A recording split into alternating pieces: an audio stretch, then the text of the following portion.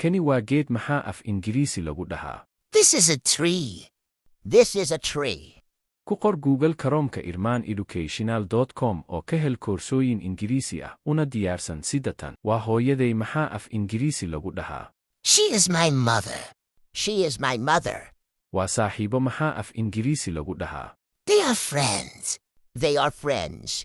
Waa walaashay maxaa af Ingiriisi lagu dhahaa? She is my sister. She is my sister. Haddii aad u baahan tahay koorso Ingiriisi ah oo lacag la'aan ah, nagala soo xiriir WhatsApp nambarka borofiilka saaran. Waan u socdaa maxaa af Ingiriisi lagu dhahaa? I am going. I am going.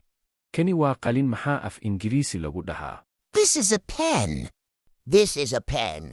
Waan sugayaa maxaa af Ingiriisi lagu dhahaa? I am waiting. I am waiting.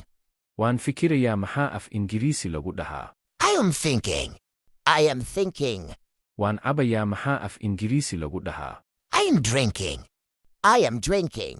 Waa qabow maxaa af Ingiriisi lagu dhahaa? It is cold. It is cold. Waa mugdi maxaa af Ingiriisi lagu dhahaa? It is dark. It is dark. Waan qorayaa maxaa af Ingiriisi lagu dhahaa? I am writing. I am writing. Waa nadiif maxaa af Ingiriisi lagu dhahaa? It is clean. It is clean. Ila hadal maxaa af Ingiriisi lagu dhahaa? Ku soo qor kommentiga muuqaalka laag saar siina sheer garay.